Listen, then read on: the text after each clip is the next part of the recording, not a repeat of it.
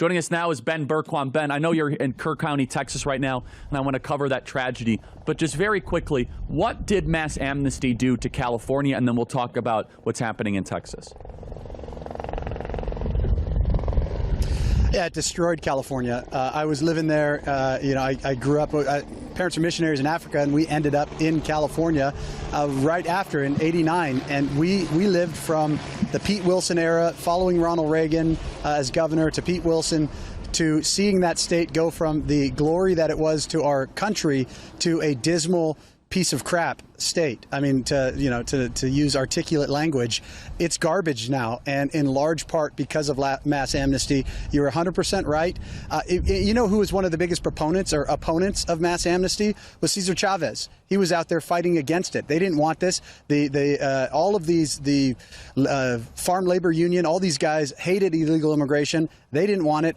But we allowed this to happen, and now this lie that mass amnesty is something good for Republicans in difficult seats, it's just an absolute lie. And I hope you're right. I hope that was a trial balloon. I was at the rally when he said it, and the entire crowd went silent. There was no cheers for it. MAGA does not want that. No amnesty, deport all illegals. That's what MAGA wants.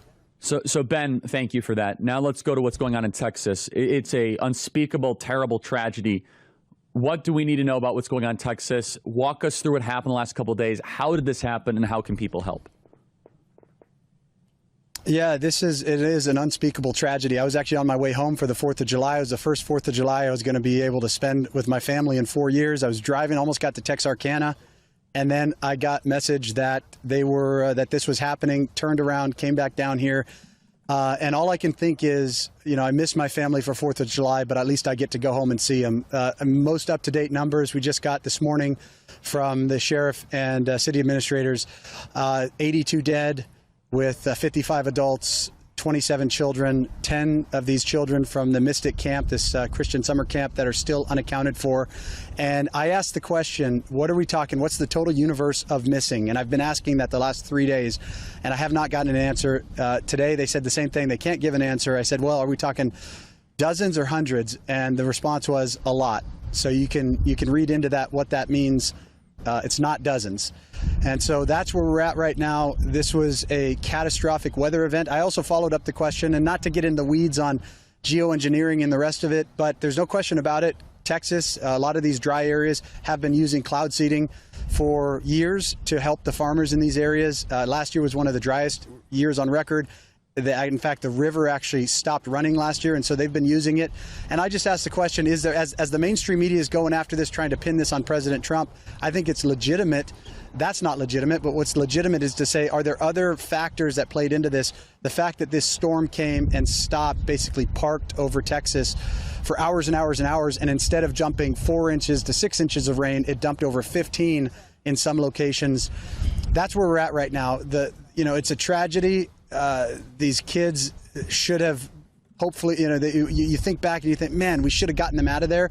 But coming from Arkansas, watching these weather patterns come up, you see this all the time. Flood warning, flood watch. You never think. I'm standing, just to give you perspective. You can see the broken down truck behind me. If I turn the camera, you can see the river in the distance there. I'm standing 15 feet underwater where this flood was. The bridge back behind me there, the water went all the way up to the top of that bridge. So the amount of water we're talking about is really unimaginable, and it's something that doesn't happen. So anybody out there saying, well, you should have known, you should have done, we could talk about all that stuff after the fact. We definitely need to look at that. Should we have flood sirens like we have tornado sirens? Definitely worth talking about. But right now, the entire focus is on finding those 10 missing girls, and the rest of the missing, now presumed, moving from that rescue to recovery. We're in that phase now, 72 hours. Very few rescues will happen. We keep praying, though, and that's my message to everyone. Your final question, how can people help? There is a community, Hill Country Community Foundation that's set up. I would ask you guys, don't give your money to Red Cross. Give your money local to the local community. They know how best to spend it, and it's the Community Foundation of the Hill Country. You can go on the City of Kerrville's Facebook page. You can get all the details there. That's where I would ask you to send the money, send your donations. Don't come here. Don't try to do your own investigations, do your own recovery efforts. Don't do that. Let these guys do it. It is being handled. President Trump, Kristi Noem, Governor Abbott, down to the local. These guys, I've never seen an operation so efficient and so good. So keep them in your prayers. Keep the family in your prayers. And if you want to contribute, do it to the local communities. Okay, really quick, 1 minute remaining, though, Ben. People are blaming President Trump for this. What is your response to that? Yeah, it's absolute nonsense. I watched East Palestine. I watched North Carolina and Tennessee, the dismal failures of the last administration when they were wasting all of our money, trillions of our dollars on things, on garbage. What President Trump is he is a businessman. He's an efficient businessman. Everything he does, the decisions he makes are strategic to making decisions that help our country. Everyone from the top down has said all of that is absolute nonsense. The reaction, the response we're seeing here is the best response I've ever seen. Again, having covered all those other disasters from the local, the state, and the federal level, this is by far the best response I've ever seen. Anyone saying otherwise is a liar. Ben Bergquam, God bless you. I hope you get home to your family soon. Thanks for your great work. Thank you. For full shows, live and on demand, it's Salem News Channel.